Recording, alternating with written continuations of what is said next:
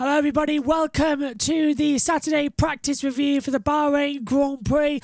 The championships may be decided, but racing has still to be done. A lot is still left on the table, especially in the midfield teams. Let's take a look at the Drivers' and the Constructors' Championship. We move away from Turkey, where Lewis Hamilton was crowned a 7-time champion, to the deserts of Bahrain. Welcome to the Bahrain International Circuit for the first of a double back-to-back. This championship has already been wrapped up, but with 3 races to go, there's still a lot to be decided. Bahrain this weekend, Shakir on the outer loop next weekend. 2 weeks' time, the season rounds out in Abu Dhabi.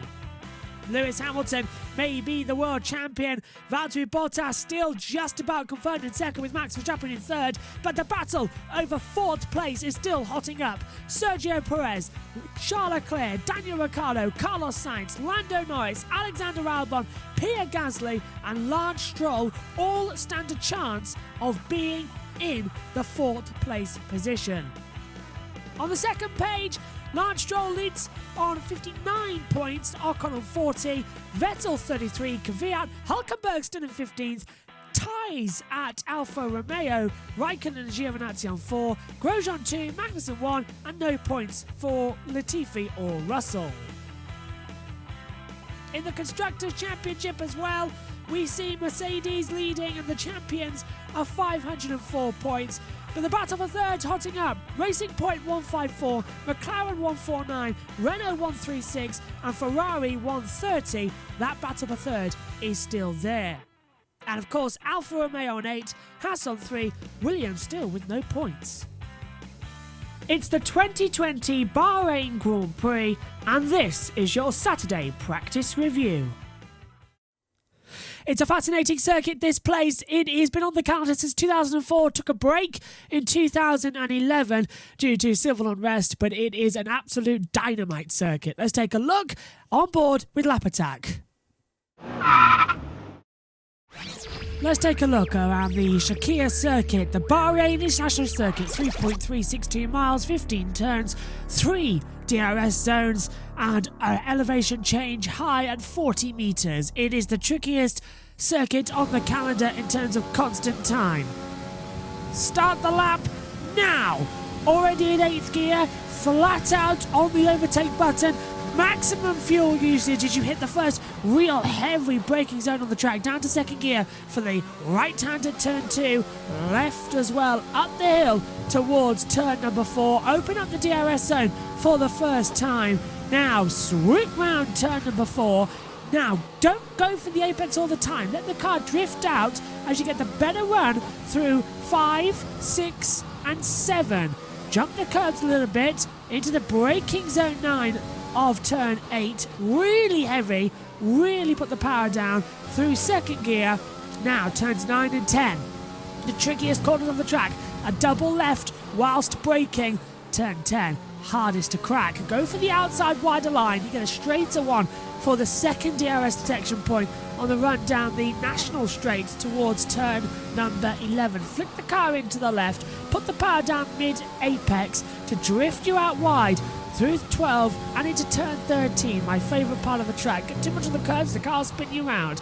Into 14 now, quick flick to the left before opening up the DRS once again, and straight down now, under the sand dunes as well, into turn number 15 and 16. The really 2 last braking points on the track. Flick the car into the left, the little corner there counts as the last corner, flat out to the line, DRS open again in the first zone, and that is a lap of the Bahrain International Circuit.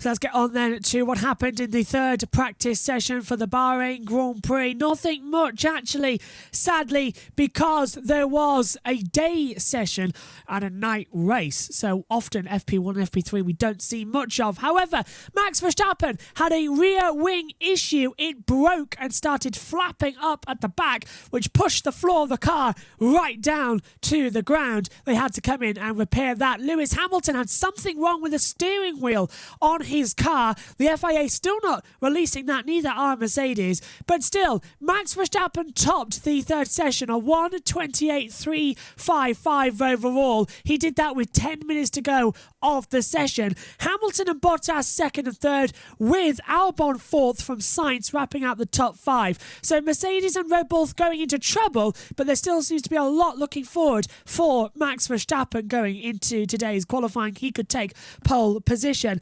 Below that, Gasly, Norris, Kvyat, Stroll and Perez round out the top 10. Everyone very much going through the motions today of what was going to be practice three going into qualifying. The computer predicting a Verstappen pole position. That could be something as well. But nothing much really happened going forward. It was mainly that Alexander Albon's crash from FP2 has meant that going into FP3, he's had a brand new power unit put in and a brand new survival cell of the monocoque, the tub. So it's brand new going for him as well. So he has got a lot of work to do to get that car ready for qualifying, as in dialing it in and getting the settings right. But it was a pretty uneventful session here for FP3. So let's take a look at the times. So Max Verstappen tops the third practice session, a 1:28.355.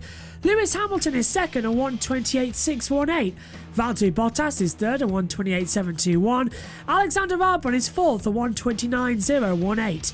Carlos Sainz is fifth, a 1:29.455. Then we get Pierre Gasly, 6th, a 1:29.472. Lando Norris, 7th, a 1:29.567. Danny Kvyat is 8th, a 1:29.585. Lance Stroll, 9th, a 1:29.660. And Sergio Perez rounds out the top 10 on a 1:29.672. Daniel Ricciardo is 11th on a 1:29.684. Esteban Ocon, P12 on a 1:29.691. Sebastian Vettel, 13th, a 1:29.859. Antonio Giovinazzi, 14th, a 1:29.970. Charles Leclerc is 15th on a 1:30.183. George Russell, 16th, a 1:35.59. Romain Grosjean, 17th, a 1:36.52. Kevin Magnussen is 18th, a 1:37.59. Kimi Raikkonen, 19th, a 1:38.23. And Nicholas Latifi is 20th, a 1:39.17. We'll be back in a few moments then for all of the action with qualifying. Don't go anywhere. Bye for now.